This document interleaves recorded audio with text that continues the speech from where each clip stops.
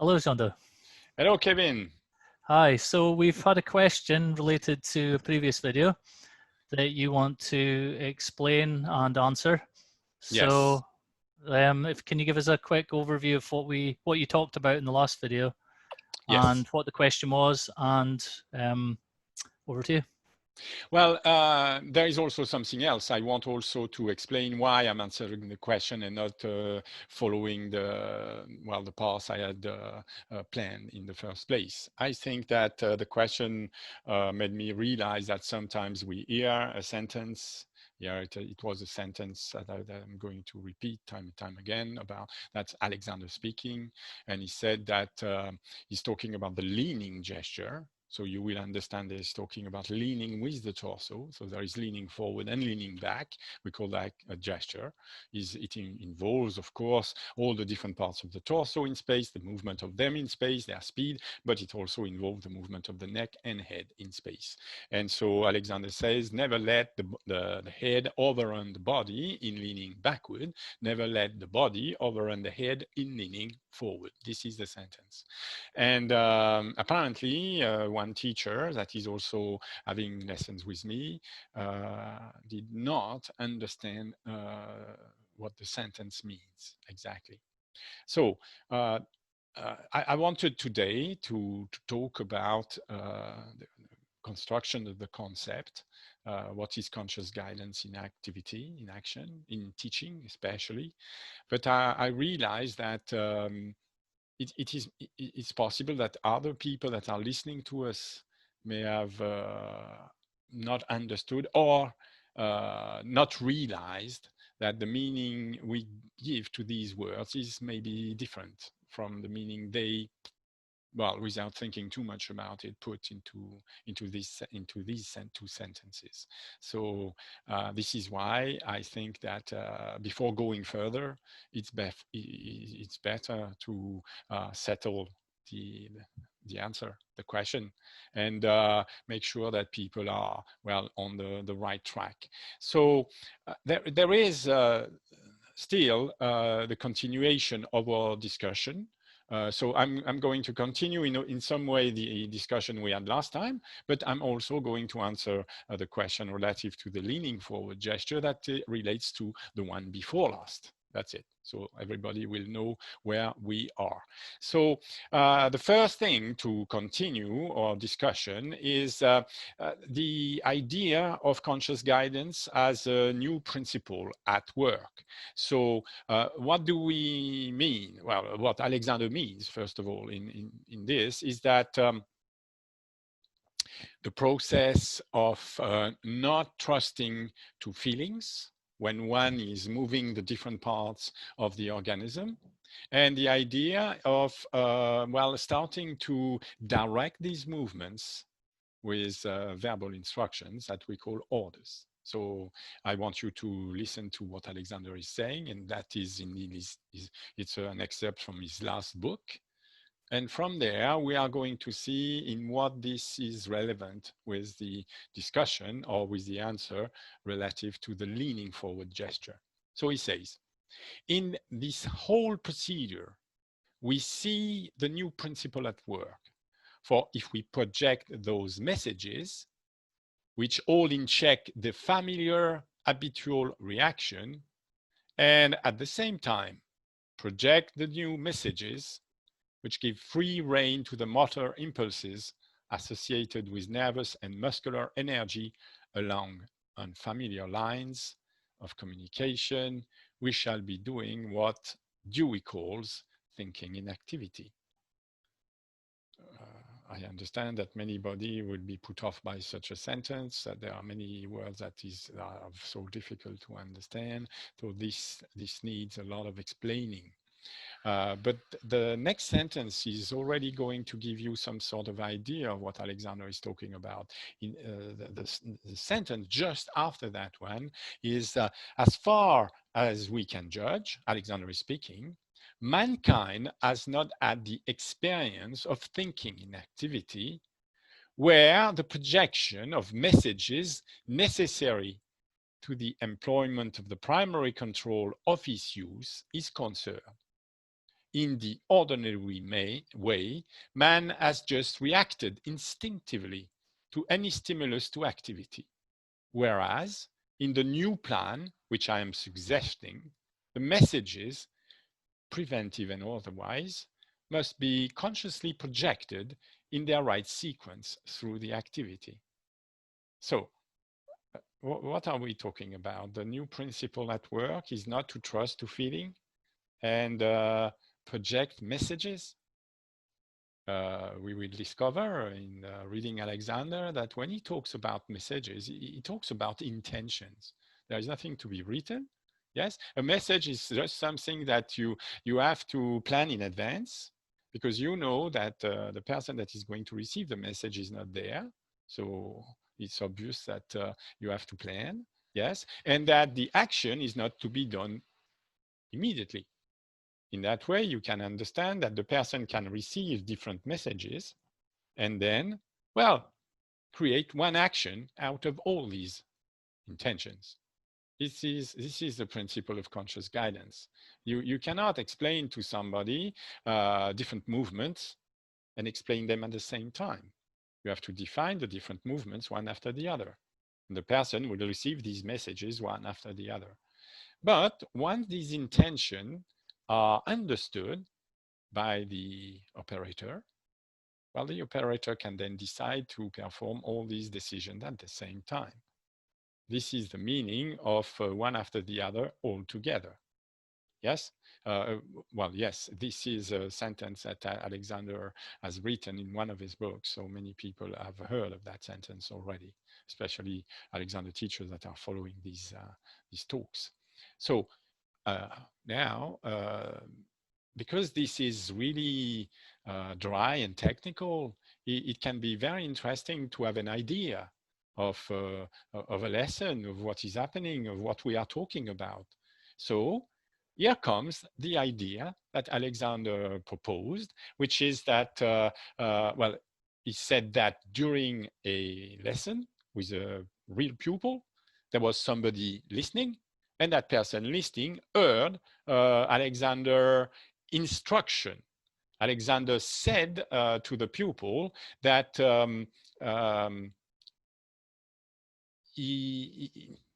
well, Alexander, first of all, let's see what we are talking about. Alexander is talking with a pupil who is sitting on a chair. And there is two gestures that he's considering. He's considering the gesture of leaning forward or coming forward with what Alexander calls the body.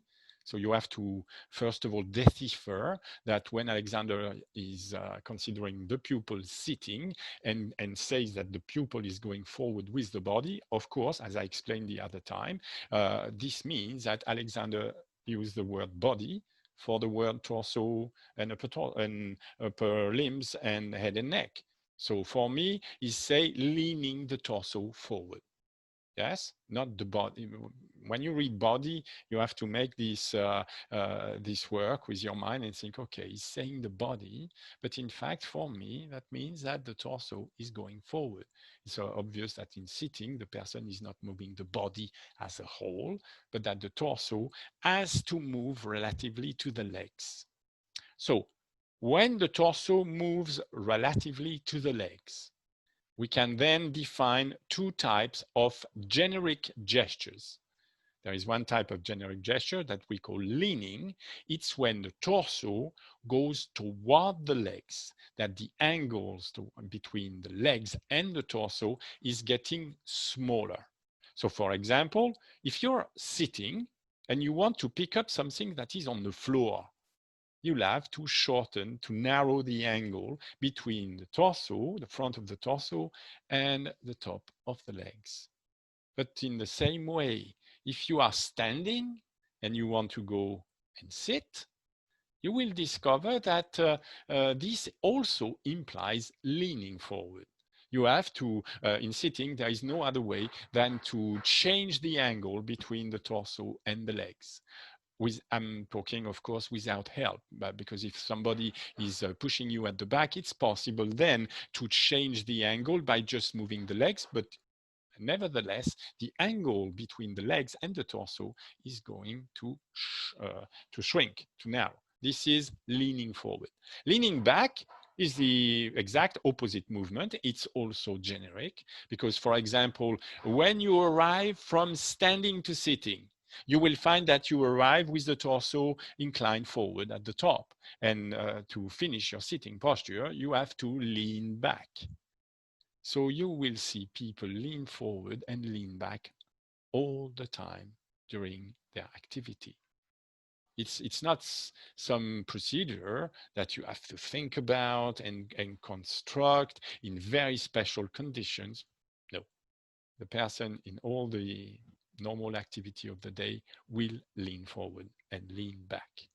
So Alexander is there proposing an instruction, and we will discover that this instruction has a format of a rule. If you go this way, you have to do this. If you go that way, you have to do that. This is what we understand as rules. There has also been a question of one listeners that said, what is the difference between an instruction and a rule? Well, this is the difference. An instruction can be a separate action. As Alexander talks about preliminary acts. So you can describe a preliminary act as an instruction, an order, a message that you send yourself to do or to actuate later. A rule is now quite different in the sense that the rule introduces a relationship between a cause and a consequence. Or something that is happening earlier. If I lean forward with the torso, I will do this, this, and that. This, in this case, is a rule. So a rule has a higher reason hierarchy than a simple instruction. So Alexander is proposing a rule. Never let the body overrun the head in coming forward. Never let the body overrun the head in going backward. So the question is, what do we mean by that? So when we consider what we mean by that, this question, never let the body overrun the head in coming forward, we have to, in fact, envisage a relationship. It's not one action, there are two movements. So the first thing you have to understand is as soon as more than one movement is implied in a rule, then the sensory appreciation is at a loss to give us a control of what we are really doing. What it is we do when we lean forward and when we lean back, we get a feeling of the ease that we have in doing both.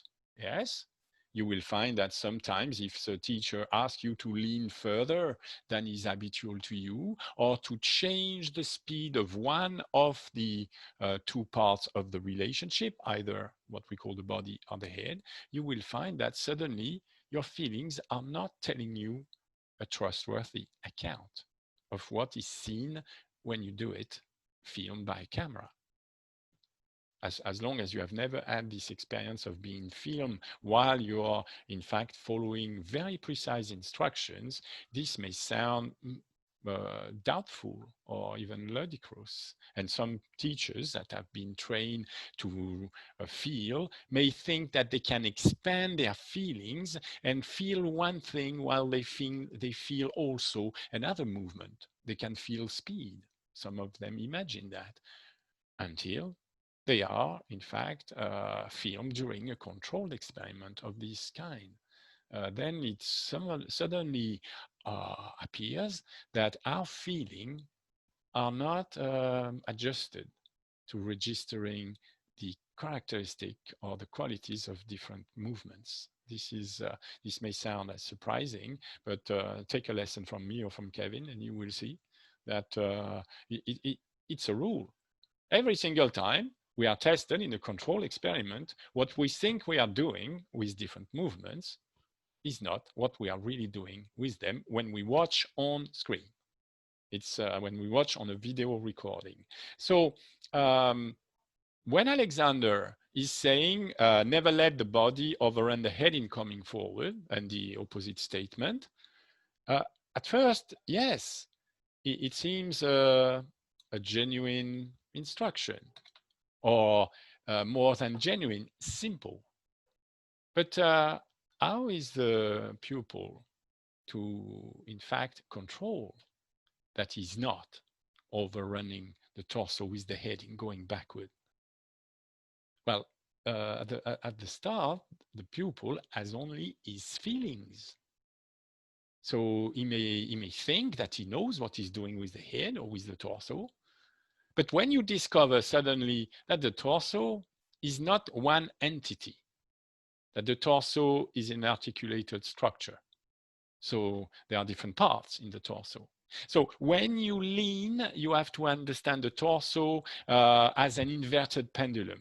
That's Delsart using this principle of the pendulum to understand these related or antagonistic movements. He says, well, the different parts of the pendulum, when they are rotating, here we have the torso rotating around the sitting bone.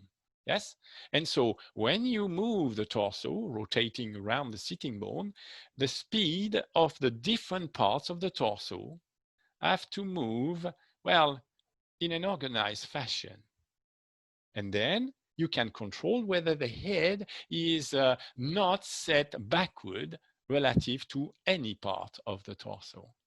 The torso as one piece is very easy as concept to have in mind, but it's not what we are talking about here. And you will see how we can make sure that this is the case in Alexander's books. So it's very possible that when you lean backward, your middle torso is overrun by the head. In that case, you will find that, of course, you're shortening the back if this is the case. So the question of understanding this idea of overrunning the torso with the head in leaning backward cannot be really worked with the somatic habitual feeling of the movements we are making with different parts. We do not appreciate the speed of the different parts. But what you discover in a lesson of conscious guidance and control is, of course, this is not, you cannot, after a few lessons of conscious guidance and control, start to feel these speeds. You will not ever, but you will start to know differently. Let's imagine that you are seen leaning back repeatedly, and each time you lean back repeatedly, yes, without giving any orders to change the speed of the parts, you just lean back with your habitual guidance, which is somatic guidance, which is you do as you feel best. You do finding how easy it is and how easier you could make it. So that's your way of proceeding. It's a subconscious way.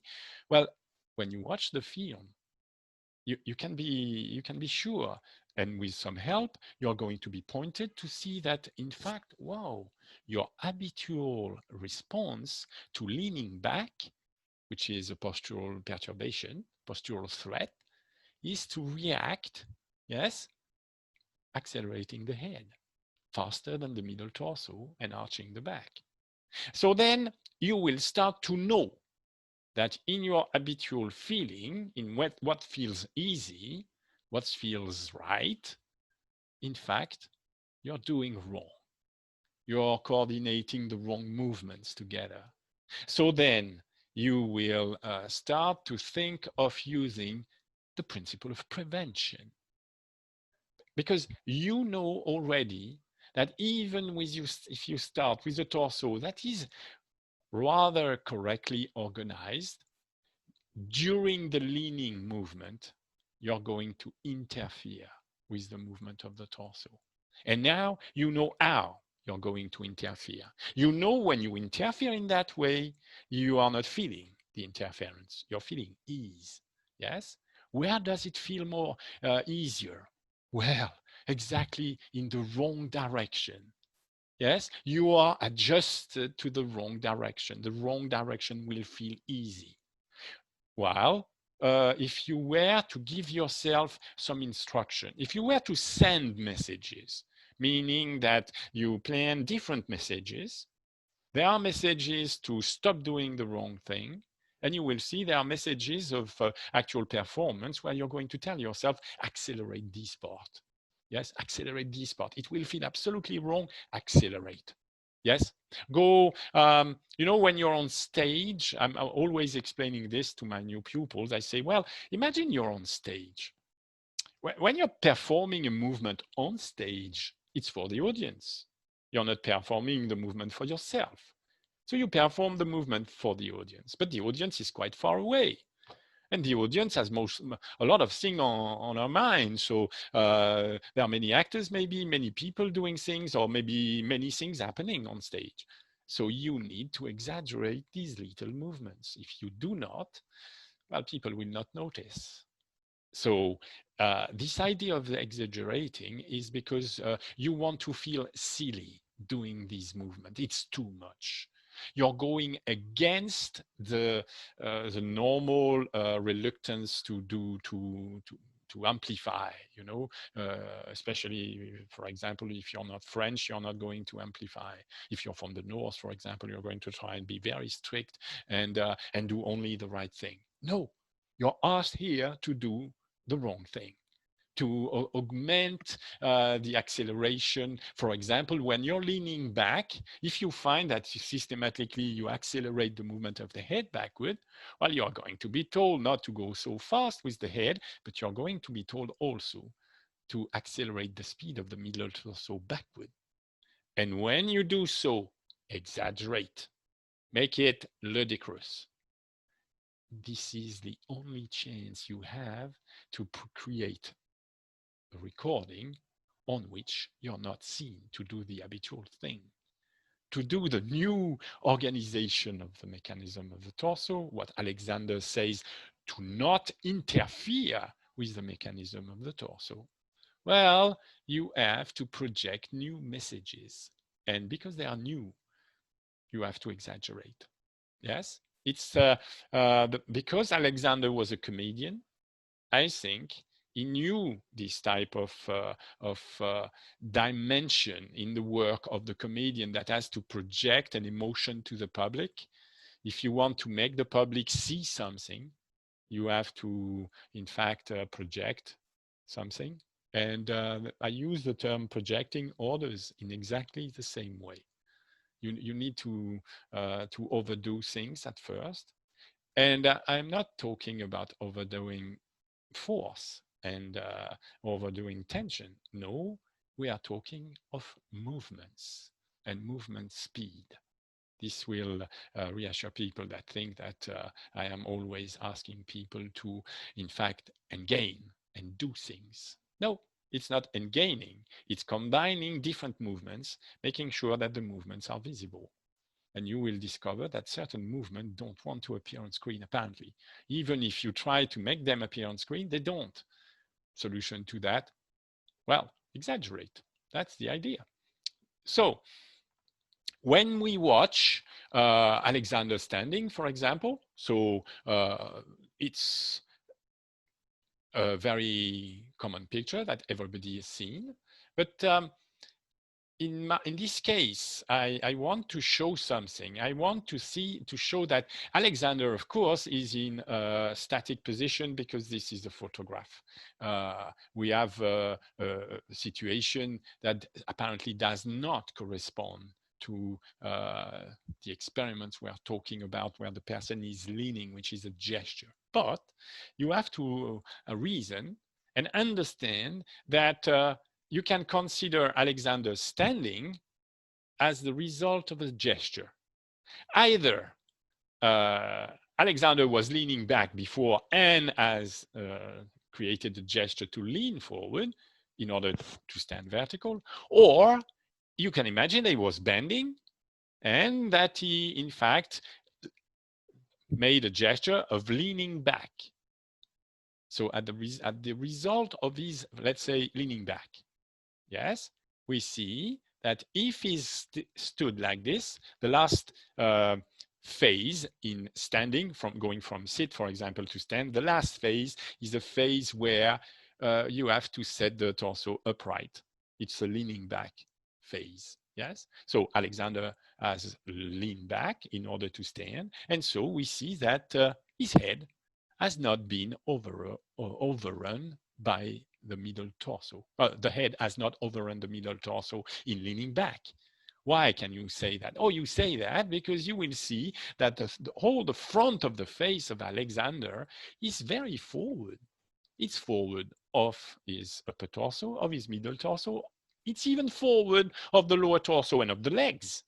So when he's standing, it comes to mind, you remember this sentence I repeated, the primary principle in attaining the correct standing position is the placing of the feet in such a way that the limbs and torso are correctly aided and influenced by the force of gravity.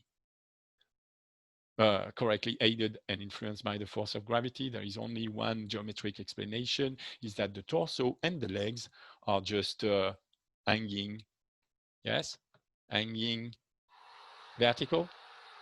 It's what I see when I watch Alexander standing. So when I reproduce next to it a model of the different parts after the movements, well, it's absolutely obvious that the head has not been overrun by the torso when Alexander was leaning back. Imagine that the opposite would be the case, that in fact he finished just, for example, he was leaning back and then come back to lean forward in order to stand upright. It's the same thing. So you discover that this advice or this rule Alexander gave to the pupil has exactly the same aim. If you lean back and you do not let the head overrun the body, you're going to have a relationship between the head and torso, that is that the head is forward of the torso front. If you do not let the torso overrun the head when you lean forward, you will end up again with a situation where the head is going forward, is going to be forward as a result of that gesture of the frontal plane of the torso. The two sentences point exactly to the same result. That's obvious. So now, this is not still solving the problem of the listener that asked the question. All this for not solving the problem. I've gone off the discussion, and I'm not there yet. But there is a way to answer, and the way to answer once again is to go back to Alexander's example. So I'm sorry for this, but it's a bit repetitive. But here we see a new picture where Alexander is himself giving a lesson with his hands to one pupil. And this is in 1951. I'm using these pictures very often, so you know that this is taken from the film. So is explaining never let the head overrun the body. Yes, but what does it mean? Well, it's a geometric explanation that I have in mind. What is, in fact, this not overrunning the body with the head? Is that you can see that the head stays forward of the frontal plane of the torso. The way Alexander proposes to organize the different parts is organizing here only the upper part of the torso. It's obvious that the pupil has to organize the middle and lower part of the torso on his own, because there is what we call a cantilever here. We know that the weight of the upper torso that is now stopped in space by Alexander's right hand does not maintain the middle torso from moving back further. Yes? And so it's the pupil that has to, in fact, organize this movement. So it must be clear that Alexander must have given some instruction of definite performance. What could these be? For example, he has asked the pupil, well, to accelerate the movement of the upper torso relatively to the movement of the middle torso. Because imagine, if the pupil was suddenly to accelerate while leaning backward, okay, the pupil is not letting the head overrun the torso, fine, but the pupil accelerate the movement of the lower torso and abdomen backward relative to the upper torso. Well, if that happens, you will find that your pupil is going to collapse at the front.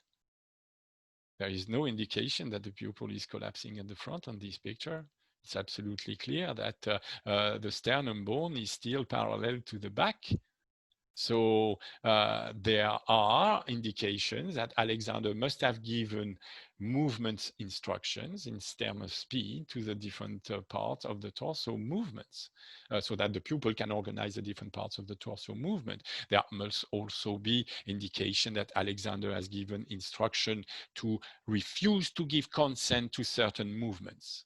Of course, is to give consent, is to refuse the consent to moving the head back, but that's not sufficient.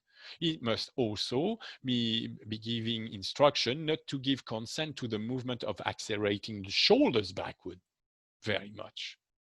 You will find that the arms are staying alongside the body while you incline the torso like this. Why are the hands not going back in space? A normal pendulum would act in this way, and the arm is a pendulum. So it's absolutely obvious that this gentleman has not received something. Alexander is doing it to them whether they want it or not. This statement that Alexander made someday, apparently he did, is absolutely false. You cannot give it to the pupil. The pupil has to participate and the pupil has to understand what it is about. If the pupil does not understand it, at least a little bit, is not going to be able to organize that type of movement. Or if he's not understanding, there is no way he will be able to reproduce the gesture on his own. When you see Alexander moving the pupil about, leaning back or leaning forward, you must imagine that he is giving a lesson to the pupil so that the pupil can repeat the experiment on his own. Obvious, isn't it? Or is it that the pupil, by receiving that type of feeling, is going to be able to reproduce the same movements, the same combinations of movements? If it was the case, why would he give a rule to the pupil? Never overrun the body with the head when you lean back. If Alexander was absolutely certain by repeating that somatic experience, then the pupil would be able, so just by repeating the feeling, remembering which feeling he had when leaning back, the pupil would be able to do it. But if that was the case, if the somatic training was possible, or somatic conditioning, if you want, was possible, why would he give an order? Makes no sense. Yes, either you teach with the hands and the somatic technique completely, or either you don't believe that it's going to work and you give a reason, instruction to the pupil. It's very interesting to think of these things in that way. Yeah, I know I return the usual argument that is the opposite that most people use, well, most Alexander teachers use to, in fact, try to defeat this idea of teaching conscious guidance and control. So when we look at Alexander's lessons in detail, as I'm doing here, this is another picture. I'm thinking about a picture where Alexander is giving a lesson. It's 1 year earlier, and he gives a lesson apparently to a person called Margaret Goldie. And so this lesson has been filmed, and we see once again, it's 1 year difference, but the same process occur. Alexander keeps having the pupil lean back every time before going to stand. This leaning back gesture seems to be integral to the giving of the lesson by Alexander. I was attracted to this because I had this experience a few times with some teachers, but in fact it was once out of 200 lessons. Well, in Alexander, it's every lesson. And there are indication is in his books that, or in indication in, you know, these lectures that he gave, or in the report that we have as his lessons by a second person, a person that was receiving the lesson, that this leaning back was all the time there. So here we see that he's having the person lean back before standing. And each time, I just took two occurrences, but there are, I think in our lesson, there are five times where Alexander is having the pupil lean back before standing. And each time it seems that he's building something, because each time he makes the pupil lean further back. To the point that it becomes really, you know, threatening in some way. You're out of balance when you're leaning back. We can ask ourselves, why is he going so far back? And the second question is, how come that only with a hand on the top of the torso and the hand on the head, the cantilever growing so much, how come that the torso is resisting deformation? My point is that the torso is not resisting deformation on its own. There must be a pupil, you know, that is directing the movements of the parts of the torso. Because if you were to sedate some person and try to make the person lean back, you will find that the person would just collapse. There is Alexander talks about, when he defines mechanical advantage, there is an old definition that comes from the first book where he talks about rigidity essential. The rigidity essential. This passage has disappeared in the second edition. It's a shame, because suddenly when we see him giving lesson in 1950, that's 40 years later, after the first book, after that first passage, where he mentions rigidity essential as the center point of mechanical advantage. Well, he has never abandoned the idea. It's still there in action. We can see that the idea of not letting the head overrun the body in going back, or not letting any part of the body overrun the head in going forward, has to do with establishing a stretch at the back. And that elastic constraint is going to be met by a response, an antagonistic pool of the elastic material of the back that is going to create I don't know the words, but I would call it an elastic or a springy resistance to the deformation. Well, resistance to deformation in physics or in physical matters has a name. It's called stiffness, spring stiffness. And I really do think very often that rigidity essential and elastic stiffness have a lot in common, really, yes? And so Alexander is talking about something he calls the interference with the mechanism of the torso. Several times in different books, you will find this idea of interference with the mechanism of the torso. So there is this, for example, I will take just one sentence. He says, when he's talking about the pupil leaning forward and using the hands, it's an example they give in constructive conscious control.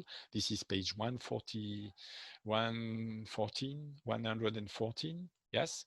He says, if, however, as is too often the case, the pupil fails to continue to give his orders and so interferes with the mechanism of the torso during the movement of leaning forward with the arms toward the chair, the pupil must be requested to begin once more at the very first step in the evolution, and this must be continued until a satisfactory result has been secured.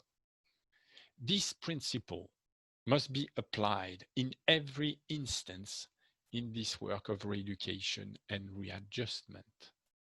It's a very interesting sentence. You see, the interference with the mechanism of the torso is when, in fact, the person loses the organization that we are talking about. So to answer the question of the listeners, I make sure that we understand the same thing when we talk about the organization of the mechanism of the torso. We need to look at an image of what it meant for Alexander. And on this image now, we can see something very clearly. We can see that Alexander had the hands on the torso, is organizing the middle and upper torso together so that, as you can see, the sternum is vertical. There is no indication that the middle torso has overrun the upper torso or that the upper torso has overrun the middle torso. The frontal plane of the torso is really essential. And we see that, of course, the head is, forward of that plane. So it's not the whole head that is forward. It's the face, yes? There are other pictures where we see that Alexander is even capable of bringing right up to the ear, to the frontal plane of the torso. He's just working with his pupil and he's starting to, it's a process of construction where he's bringing the upper torso forward, forever forward, so that the hump that is portrayed here with that color is promoted forward without the upper torso going down.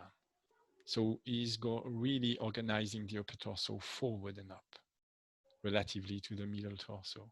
You must understand that if the middle torso is not overrunning the upper torso, and then you're going more and more forward and up with the upper torso, well, the cervical spine, that is a continuation of the upper thoracic spine, is also going to be projected forward and upward, and the head, which is the continuation of the upper spine, is going to be projected forward and upward because, in fact, of course, not only the head is not overrunning the torso in going forward, but it's not overrunning the torso in going backward.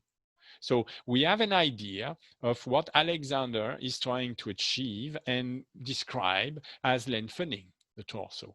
And what he's describing as lengthening the torso is responsible for a new organization, a new relationship in space of the head relatively to the torso. So one can say that the head is forward and upward relatively to the middle torso. This is very interesting, but to understand really what we mean here, this is not sufficient, I have discovered, thanks to my listener. I'm not joking, it's really a discovery. It's also necessary to understand what is not the correct organization of the movements and the incorrect disposition of the parts. So I have prepared another idea where there is a quote next to it. You will see, we will see the torso of a pupil, but this time I consider that we have the incorrect pose of the body and the incorrect chest pose. And therefrom, look, it's the incorrect pose of the body and of the chest that is going to produce defects. It's not the placement of the head relatively to the neck. No, there is somebody to take care that the head and neck are really organized properly. No, we are meaning that it's useless to organize the head and neck if there is an incorrect pose of the body and of the chest, because they are consequence defect. And these consequence defect in the standing and sitting posture are the interference with the normal position and shape of the spine, as well as the ribs, the costal arch, the vital organs, and the abdominal viscera. I've taken this from the first book of Alexander. Yes, Man Supreme Inheritance, page 229. So let's look at the picture where I consider that, of course, there is an incorrect pose of the body. Well, we can relate that directly with the rule dictated by Alexander. He said, never let the body overrun the head in leaning forward. I imagine that that person had just finished leaning forward. And if I look at what I see that the middle torso, that the yellow line is forward of the head. The middle torso is forward of the head in this picture. As a result of the middle torso being forward of the head, I notice a few incorrect placement or defects. One is that, well, there is, of course, the protruding abdomen. There is the shortening of the back. There is the protruding shoulder blade. Yes. Every single defect that Alexander has consistently listed are present in this image. If you compare 1 second with the image that we had earlier, where in fact Alexander is organizing the correct movements of the different parts of the torso, you will find that, of course, we haven't got the protruding abdomen. You can see that the upper torso is absolutely straight. You look at the fingers of the left hand of Alexander, and you will find that he's maintaining the upper torso and the middle torso exactly on the same plane. This is impossible to achieve if you accelerate the movement of the middle torso forward. Forward, of course, of the head and forward of the upper torso. At the back, you will see that he's maintaining the line of the back, so that the line of the back, yes, is not curved. It's obvious. So it's completely different from the picture we've seen before. So these ideas are simple when you can relate them with the geometry. And we are very lucky to have these films by Alexander, because we can see what is working for. With these two different pupils, is exactly performing the same readjustment. Is readjusting the parts of the torso so that the head is not going forward when the pupil is leaning forward faster. Is organizing the middle torso, yes, so that it's not going forward when the head is going faster, and is organizing the middle and upper torso so that they are not to go slower than the head in leaning back. In fact, he's really checking that there is no interference with the mechanism of the torso, so that the head is staying forward and up. Very often, I have this remark from teachers of the modern Alexander technique when they understand what the different instructions are creating, because they say, but we don't want the head forward syndrome, the head forward posture. At first, I had difficulty understanding why they would say that. They are going against the idea of head forward and up. No, they want to, in fact, change the definition of head forward and up. For them, head forward and up is the new definition when the head is slightly forward relatively to the neck, irrespective of the torso, because they know full well that if they make the head go forward relatively to the torso, as there is a connection between the torso and the head through the neck, there is only one possibility. The neck is going to collapse at the front. And very often you are shown a picture of the head forward syndrome and saying, well, this idea of the head going forward relatively to the torso is impossible in practice. Well, it's a problem of conception. It's a problem of perspective. Because they imagine that head forward and up is an instruction or a message of performance. I really think it's not, because you will see it's very simple, as if you follow the demonstration I have given today, that suddenly take the perspective in the other way. Think of the head forward of the mechanism of the torso. The head, in fact, related with the mechanism of the torso, with the two rules that the head should not overrun the torso backward when leaning back, and then in fact the torso should not overrun the head in going forward. Well, you will think, fine, would it be possible to have the head forward of the torso without making any sort of movement or decision of movement with the head itself? If you reorganize the mechanism of the torso, if you readjust the mechanism of the torso, well, you don't need to move the head at all. And so you can discover that it's possible to have the head go forward and up without shortening the front. That's I leave you to think about it.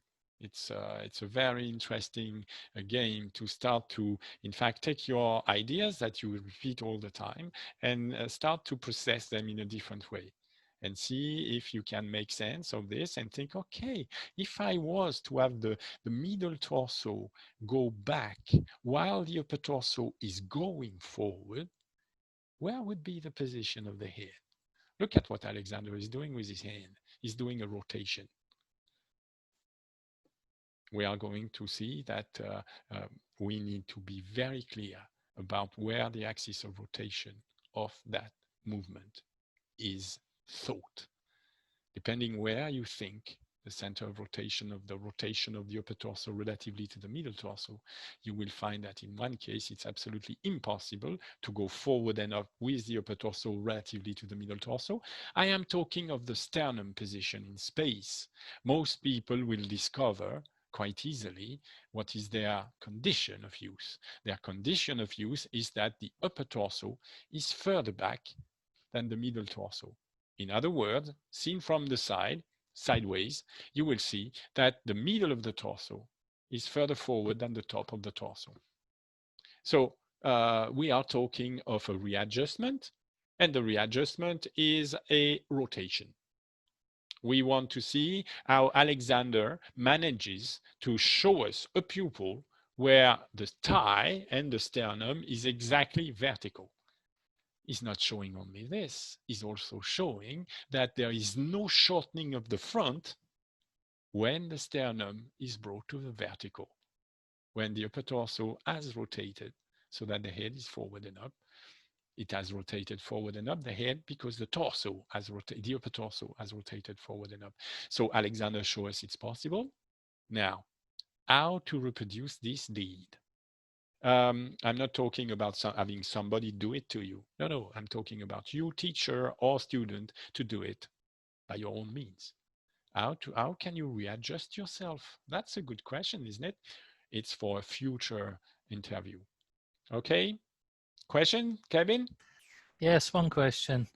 You mentioned that Alexander wrote that there had to be, that rigidity was essential.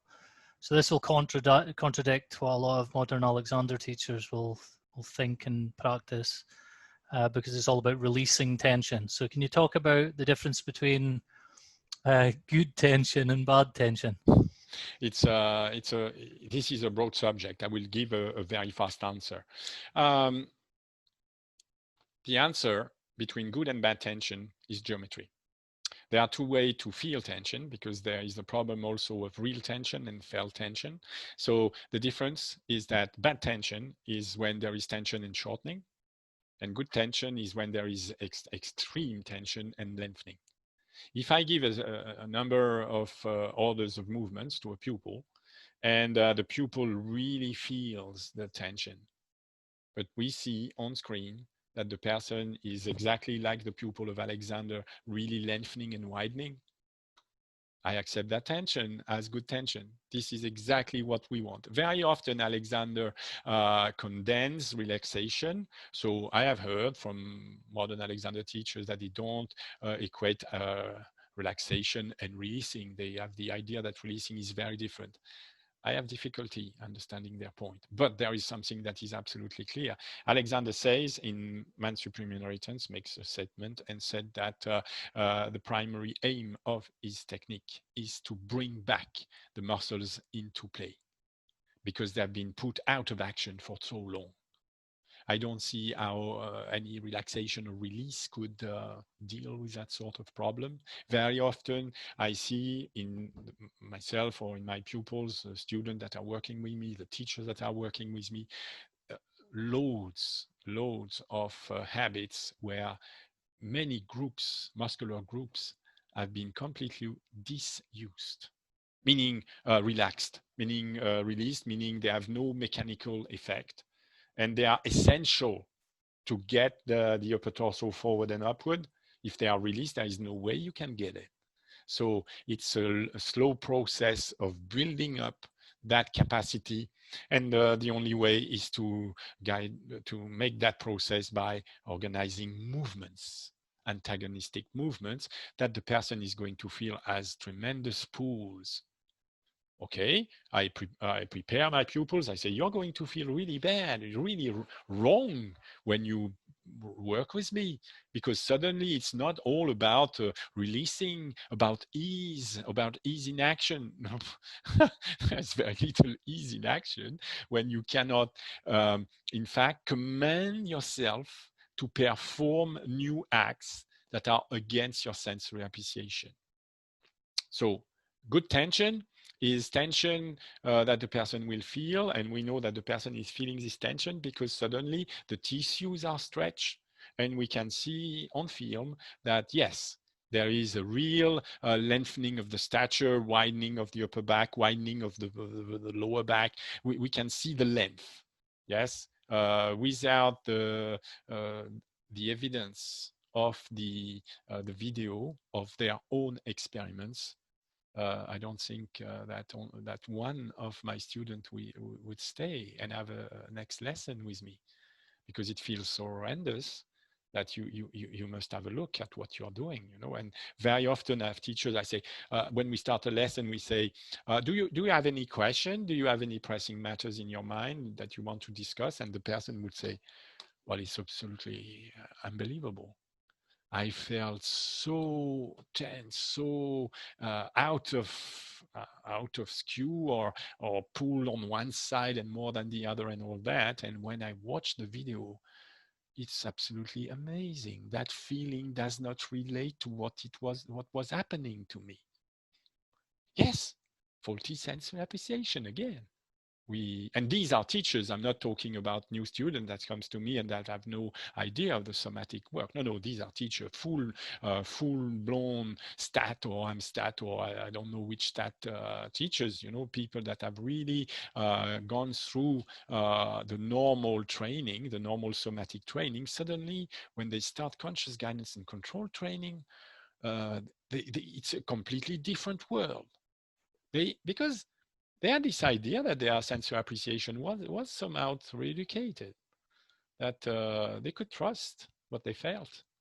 They could trust what they felt through their hands, and they could trust also what they felt inside their body when they were moving about, producing gestures. Well, this completely disappears after a few filmed long distance lessons are all filmed. The person will have 60 minutes to see what she's doing, and she will remember what she felt when she was doing, when she was readjusting the different parts of the mechanism of the torso, so that when she moved there is no interference, or if there is interference, that she can in fact in the process prevent these interferences.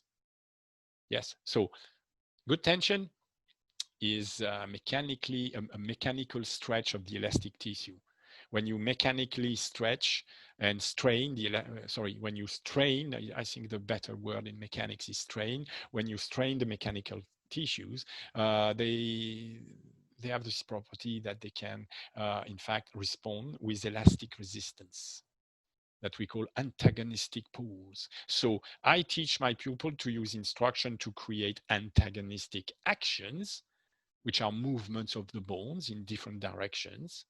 And this is calculated so that when the tissues are stretched in this opposite direction, they are responding by force in the opposite side. And that force is, what I said earlier, stiffness, rigidity essential.